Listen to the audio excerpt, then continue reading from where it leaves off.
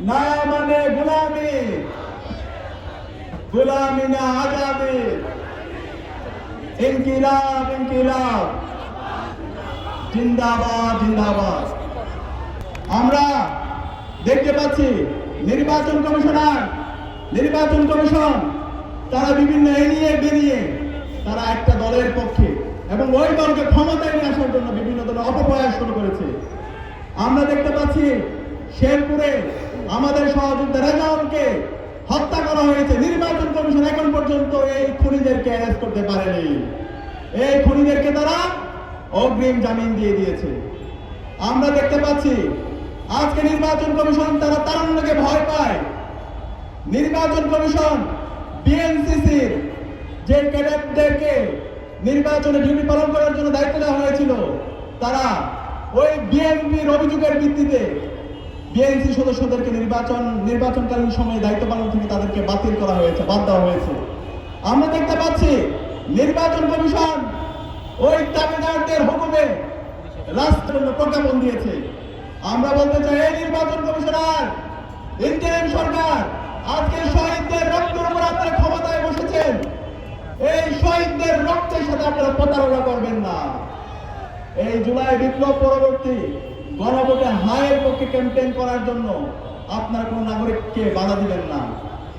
অতি দ্রুত সময়ের মধ্যে এই অগণতান্ত্রিক সিদ্ধান্ত আপনাদেরকে বাতিল করতে হবে। আমরা আশা করব নির্বাচন কমিশনার এবং নির্বাচন কমিশন অন্তর্বর্তীকালীন সরকার এই অবৈধ সিদ্ধান্ত, অগণতান্ত্রিক সিদ্ধান্ত দ্রুত সময়ের মধ্যে বাতিল করবে। একই সাথে আমরা দেখতে করব আমাদেরকে সতর্ক থাকতে হবে। বিভিন্ন ধরনের ষড়যন্ত্র চক্রান্ত হচ্ছে, রাষ্ট্রের ভেতরে একটা অংশ বিভিন্ন ধরনের ষড়যন্ত্র এবং চক্রান্ত করছে, জুলাই যোদ্ধাদেরকে হত্যাযজ্ঞ করছে। সুতরাং এই ষড়যন্ত্রকারী চক্রান্তকারীদের বিরুদ্ধে আমাদেরকে সজাগ থাকতে হবে, আমাদের প্রতিরোধ জারি রাখতে হবে। আমার দেশের নাগরিকদের ভোটাধিকার কেড়ে নেওয়ার জন্য আবার সেই 14 সালের নির্বাচন, 18 সালের নির্বাচন, 24-এর মতো জেলাদার নির্বাচনের মেকানিজম হচ্ছে। আমাদেরকে সেই নির্বাচন, ওই ধরনের মেকানিজমের নির্বাচন যদি কেউ করতে চায়, আমাদেরকে সেই নির্বাচন রুখে দিতে হবে। আপনারা কি পারবেন ইনশাআল্লাহ? বাংলাদেশ বাংলাদেশ হাতে সিল দিন, নিরাপদ বাংলাদেশ বুঝিয়ে নিন, হাতে সিল দিন, নিরাপদ বাংলাদেশ বুঝিয়ে নিন।